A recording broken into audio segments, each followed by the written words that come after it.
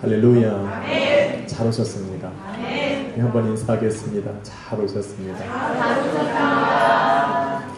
한 번 더 인사합시다. 당신을 위해 좋은 일이 시작되었습니다.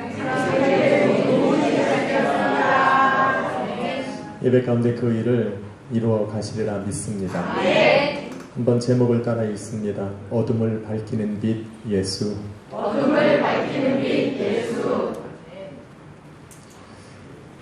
태초부터 하나님과 함께 계신 예수님께서 생명의 빛이 되셔서 이 땅을 비추신다 라고 하는 이 진리의 말씀은 과거와 현재와 미래의 시간을 연결시켜주는 생명의 고리가 되는 것입니다.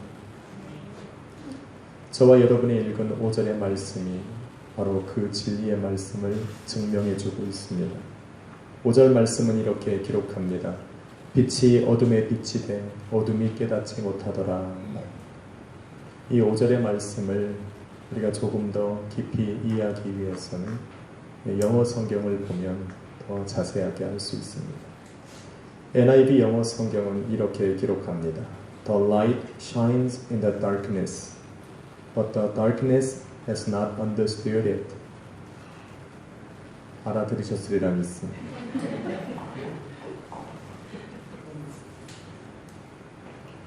영어는 시간의 개념을 문장 속에 잘 표현해주고 있습니다. 5절 말씀에는 1절부터 4절에 기록된 시간과 완전한 동떨어진 그 시간의 의미를 갖고 있습니다. 1절부터 4절까지에 쓰여진 동사는 모두가 다 과거형입니다. 과거형의 동사는 과거에 있는 그 진리의 말씀을 이야기하는데 필요한 겁니다. 과거에 그런 일이 있었다. 과거에 그것이 존재했다. 과거에 그러한 일들이 일어났다. 라는 것을 이야기할 때 사용하는 것이 과거형의 동사입니다. 다시 말해서 말씀이신 예수님께서 태초에 하나님과 함께 계셨고 그분이 하나님이셨다라는 진리를 이야기해주고 있는 겁니다.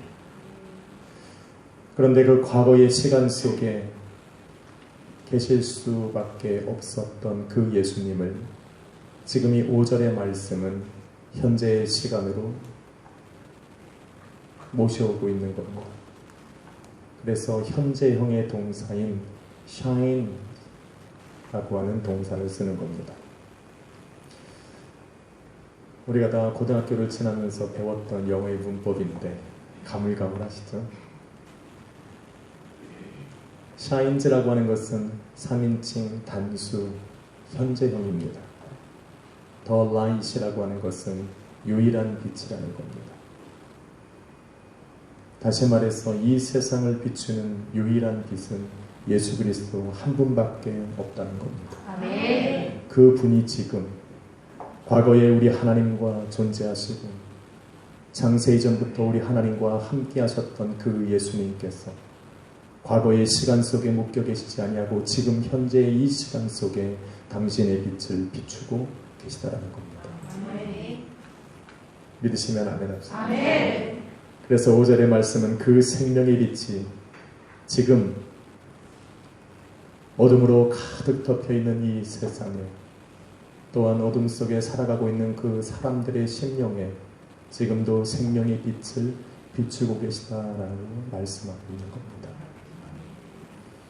태초부터 계시고 영원히 하나님과 함께 계셨던 그 예수님께서 이 땅을 비추고 계시다라고 하는 이 진리의 말씀을 성경에 기록하면서 성령 하나님께서 이 글을 읽고 듣고 선포하는 사람들에게 알게 하시고자 하는 진리가 있다라는 겁니다. 저는 오늘 귀한 말씀을 통해서 그 두 가지의 진리를 이야기해 보려고 하는 겁니다. 첫 번째는 2000년 전 생명의 빛으로 오셔서 세상을 비추신 예수님의 사역은 2000년이 지난 지금까지도 멈추고 계시지 않다는 겁니다. 진행하고 계시다는 겁니다. 아멘. 그래서 여러분 안에 예수 그리스도의 생명의 빛이 비추고 또 그래서 우리가 예배를 드릴 수가 있는 겁니다. 아멘. 그런데 5절의 말씀에 보니까 그 빛이 비치던 그 날로부터 시작해서 세상은 어둠으로 숨어버리고 있다라고 이야기를 합니다. 그래서 여러분 5절의 후반부에 보면 어둠이 깨닫지 못하더라고 하는 이 동사는 현재 완료형인 계속적인 용법으로 사용하고 있습니다. 어렵습니까? 쉽게 풀면 현재 완료형이라고 하는 것은 과거의 어느 시점인가부터 시작되어진 일들이 지금까지 진행되고 있는 것이고, 계속적인 용법이라고 하는 것은 지금까지 진행되어져 왔던 그 과거의 일이 앞으로도 계속 진행되고 있을 때 사용하는 용법입니다. 다시 말해서 예수님께서 과거에 계셨으나 현재에도 그 빛을 비추시고 계시지만 그 빛이 비춰지는 순간부터 시작해서 세상은 어둠으로 계속적으로 숨고 있다라고 이야기하고 있는 겁니다.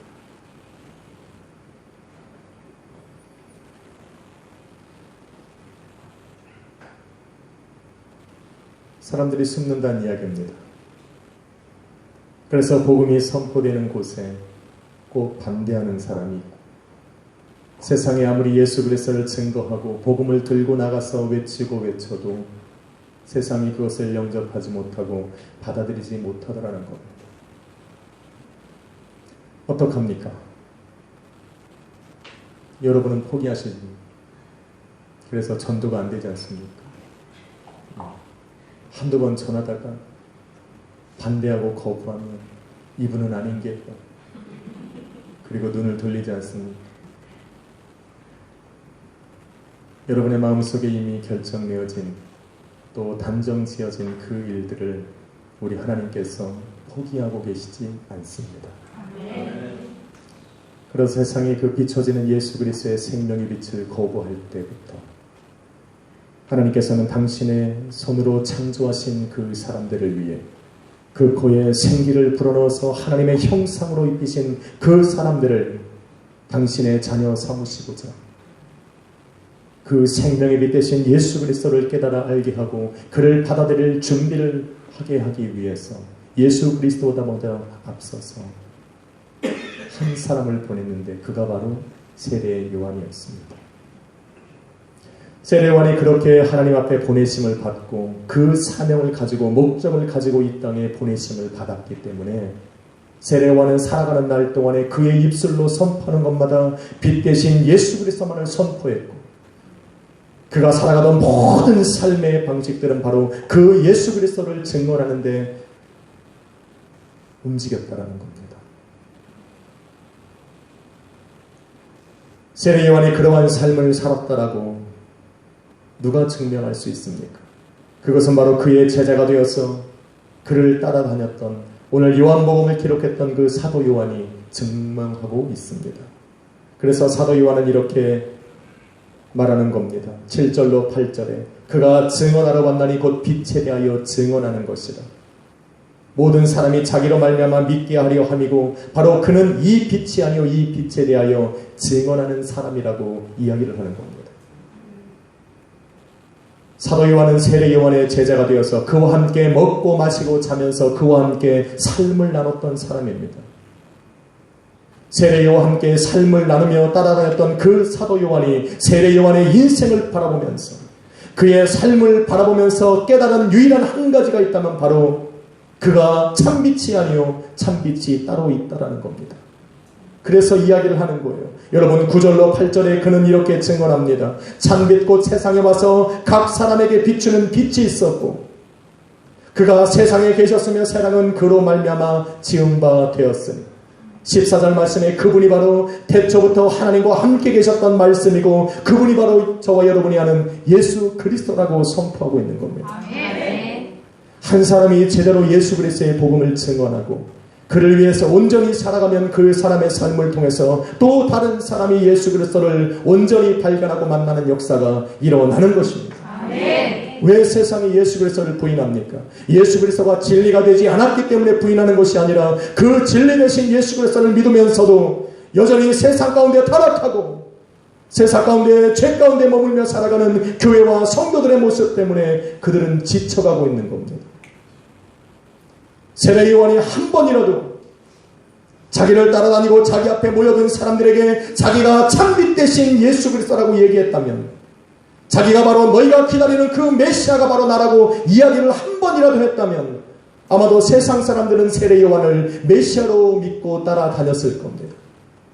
그럼에도 불구하고 사도 바울이 지금 예수 그리스도를 참빛이라고 부르며 그가 바로 내가 기다리던 온 세상을 구원하실 메시아라고 지금 고백하고 선포하고 있는 것은 세례 요한의 삶 속에 그러한 모습이 없었다라는 증거입니다.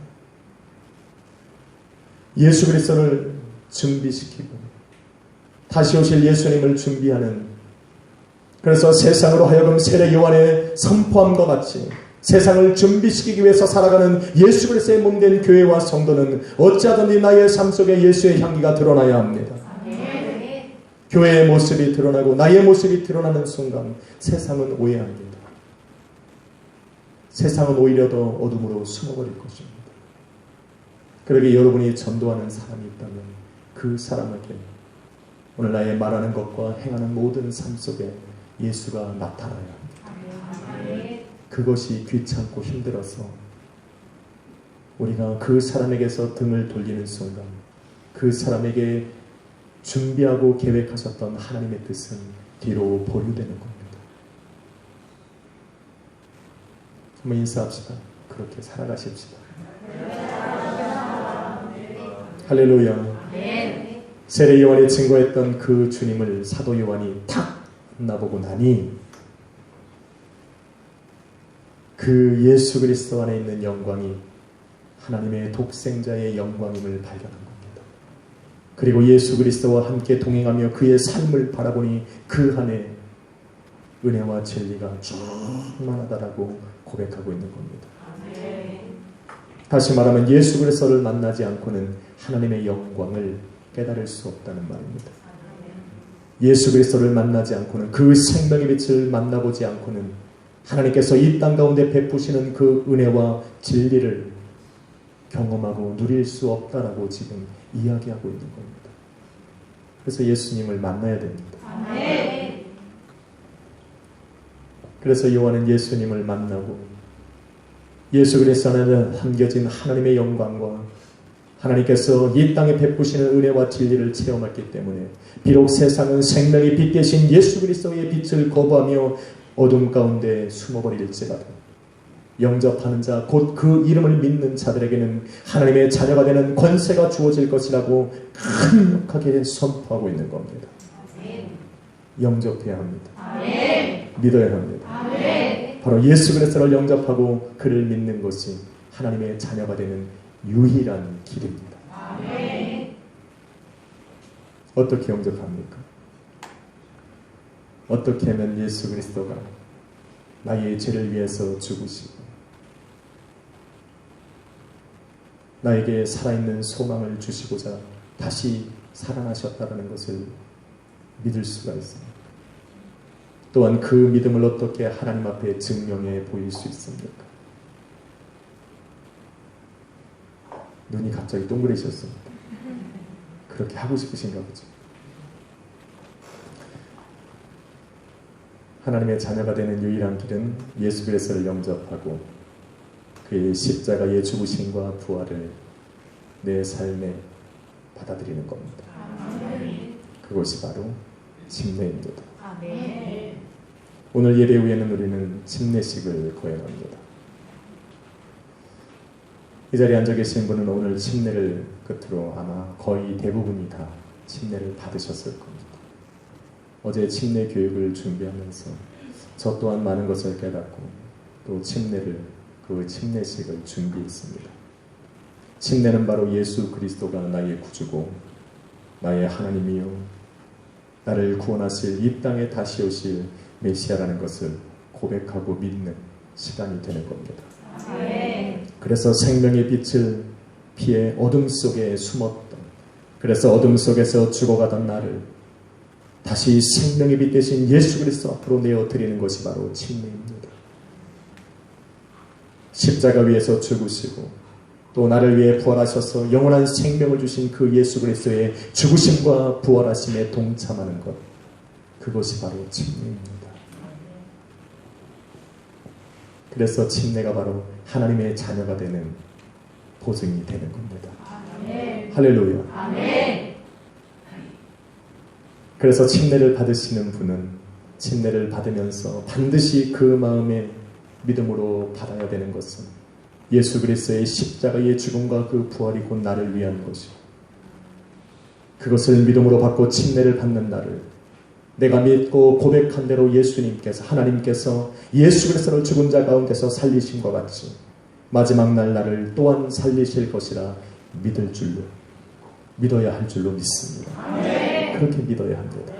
그래서 성경은 믿은 대로 역사가 일어나는 겁니다. 아멘. 여러분을 살리실 겁니다. 아멘. 그런 침례를 통해서 여러분이 드린 그 믿음의 고백을 우리 하나님께서 믿음으로 받으셔서 여러분이 믿음으로 고백한 대로 마지막 날 여러분을 살려내는 것입니다. 아멘. 그리고 영원한 생명으로, 영원한 하나님의 나라로 들여보내 주시는 것입니다. 아멘. 한번 인사합시다. 당신은 하나님의 자녀입니다.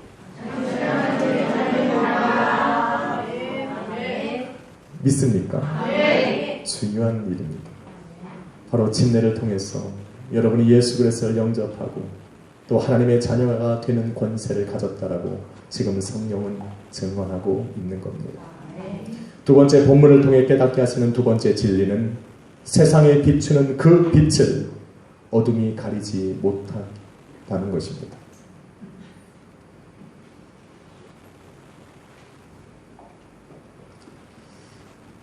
예배전 찬양의 은혜를 받으면 생각이 다 없어져요. 전사님 적당히 하셔야 돼요. 찬양에 몰입하다 보면 생각이 하얘집니다. 저는 가끔 예배의 자리에 설 때마다 아픈 몸으로 쓸 때가 있습니다. 저도 육신을 가지고 있는 인간이라 때로는 아픈 몸으로 예배에 참석할 때가 있습니다. 여러분도 그러리라 믿습니다. 예배의 자리에 나오고 찬양이 시작되기 전 저는 하나님 앞에 간구합니다. 주여, 불편한 나의 몸, 아픈 나의 몸을 주여 치유하여 주옵소서 라고 기도하지 않습니다.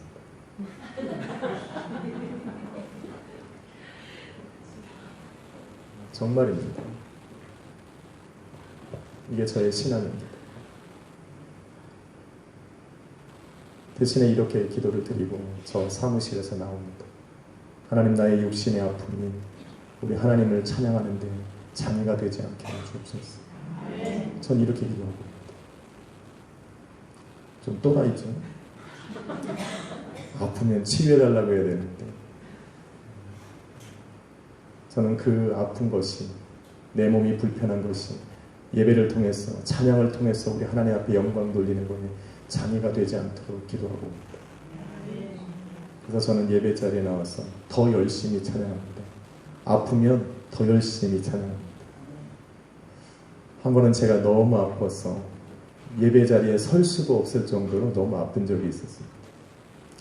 거의 한 일주일을 매트리스에 누워서 일어나지도 못하고 있었어요. 여러분은 모르실 거예요.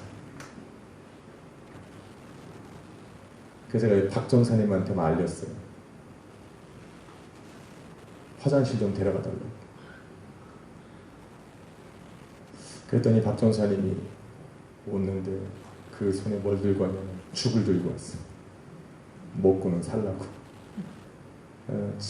지양 교회에서 열심히 죽을 끓여서 먹었습니다. 그걸 먹고 그때가 금요일인데 도대체 일어날 수가 없는 거예요. 몸이 디스크가 걸린 것처럼. 여하튼 그렇게 누워있다가 예배 시간이 다 되고 찬양의 소리가 울리면서 저는 저 문을 그렇게 기도를 하고 나왔습니다. 그리고 저 자리에, 창근이가 앉아있는 저 자리에 나와서 앉아서 박수를 있는 대로 쳤습니다. 머리서부터 발끝까지 움직일 수가 없는 그 몸을 들고 열심히 쳤습니다.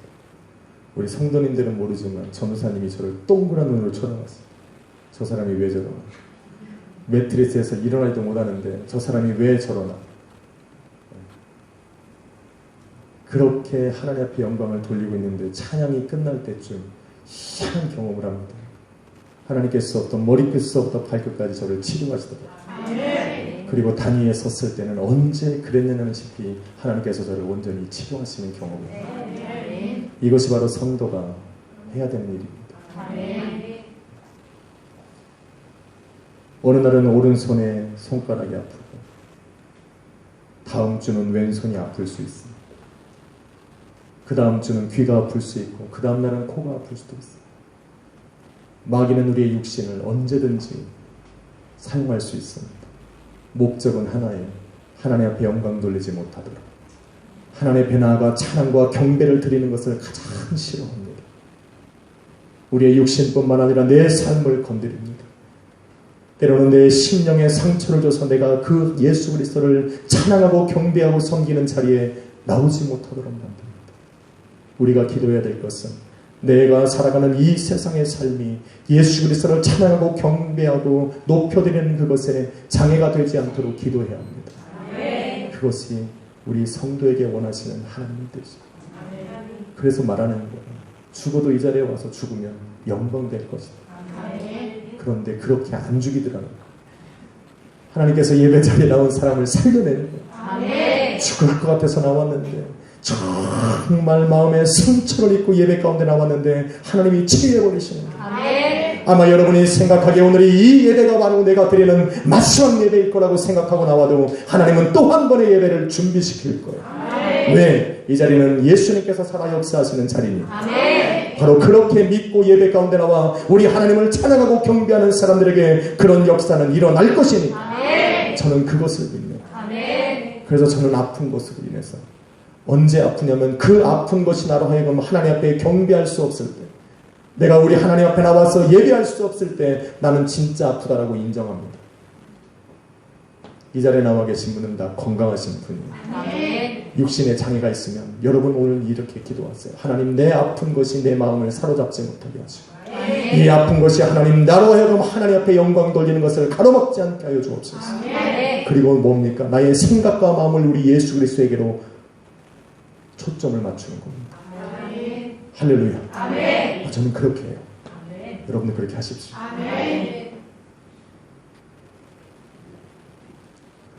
두 번째 진리는 바로 그 빛이 세상에 비출 때 어둠이 그것을 가리지 못한다는 겁니다. 예수 그리스도의 영광의 빛이 비추고 그 생명의 빛이 비치는 그 자리에는 세상을 가리고 세상을 가득 메웠던 그 어둠이 그 빛을 가릴 수 없다는 것입니다. 그렇기 때문에 세상의 빛으로 오셔서 어둠을 비추던 그 예수 그리스도께서는 오늘도 당신의 복음에 대신 그 복음을 들고 세상에 나가 선포하는 그 제자들에게 담대하게 말씀하시는 겁니다. 마태복음 28장 18절로 20절에 보니 하늘과 땅의 모든 권세를 내게 주셨으니 그러므로 너희는 가서 모든 족속으로 제자를 삼아 아버지와 아들과 성령의 이름으로 세례를 주고 내가 너희에게 분부한 모든 것을 가르쳐 지키게 하라. 왜? 세상이 가로막을 수 없으니 세상이 너희가 증거하는 그 예수 그리스도의 생명의 빛 대신 복음을 가릴 수 없으니까 너희는 증거하라고 말하는 겁니다. 그리고 말씀하시길 볼지어다 내가 세상 끝날까지 너희와 함께 있으리라. 믿으십니까? 생명의 빛 대신 예수 그리스도의 그 복음이 선포되는 곳마다 그래서 살아나는 역사와 변화되는 역사가 일어나는 것입니다. 오늘 예배가 그 자리인데 이것을 모르니까 왜 내가 예배 가운데 나온지를 도대체 모르니까 역사가 안 일어나. 여러분의 삶을 위해서 예배를 드리는 자리가 미안한데 아닙니다. 내 삶의 유익을 위해서 이 자리에 나와 있는 것이 예배가 아닙니다. 예배는 그것이 근본적인 본질이 아닙니다. 그래서 예수 그리스도의 생명의 빛이 비춰지는 그 빛 대신 예수 그리스도의 복음이 선포되는 곳에는 역사가 일어나는 겁니다.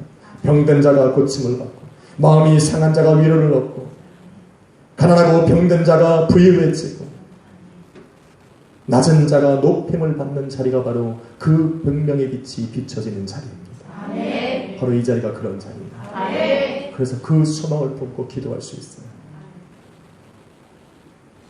예수 그리스도 안에 하늘과 땅의 권세가 있기 때문에 그렇습니다.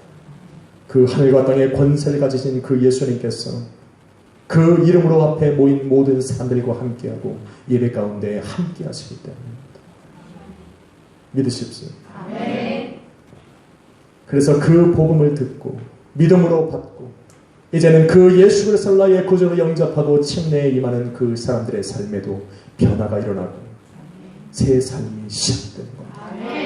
왜? 예수님이 함께 하시니까. 그 하늘과 땅의 권세를 가지신 그 예수님께서 그 침례를 통해 그 사람의 인생 가운데로 들어가시니까. 그리고 그 인생의 주인이 되시니까 침례를 받는 사람들은 그 사람들 안에 삶 속에 능력이 나타나는 겁니다.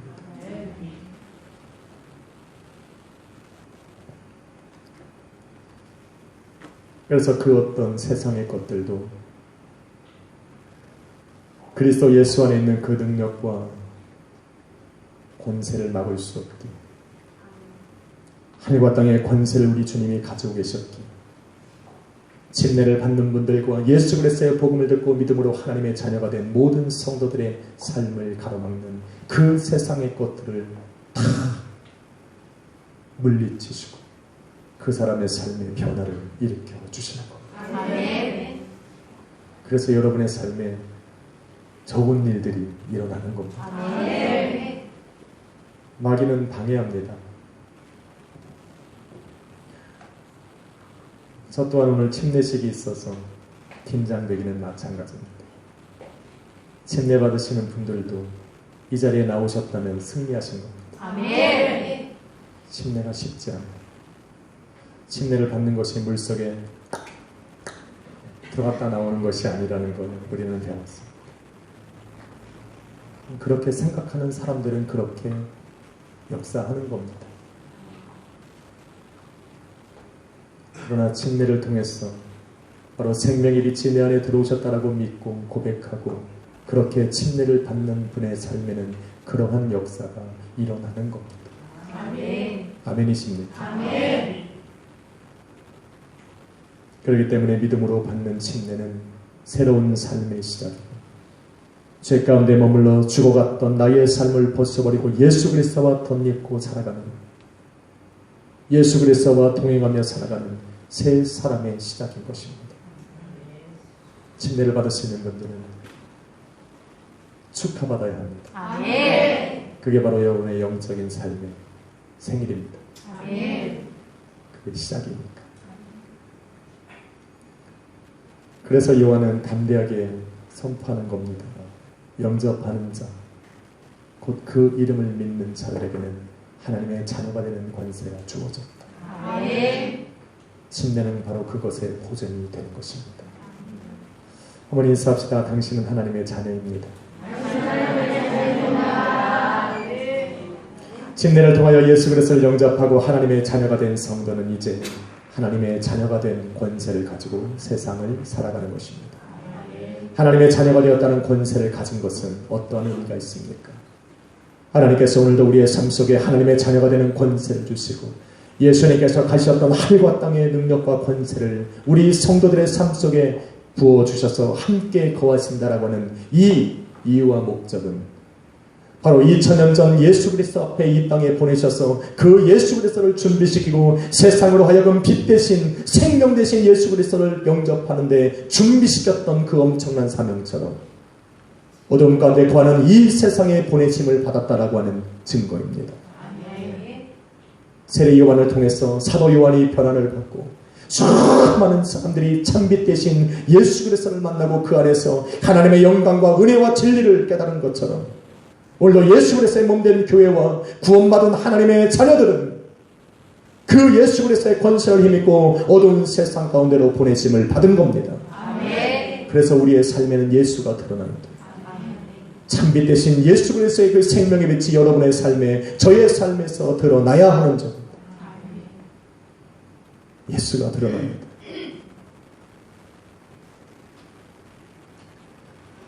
사랑하는 성도 여러분, 여러분이 예수 그리스도를 영접하고 믿음의 자녀가 되었다라고 하는 것은 여러분이 마음으로 고백한 여러분의 믿음이 증거합니다. 또한 여러분이 믿음으로 받은 침례가 그것의 보증이 됩니다.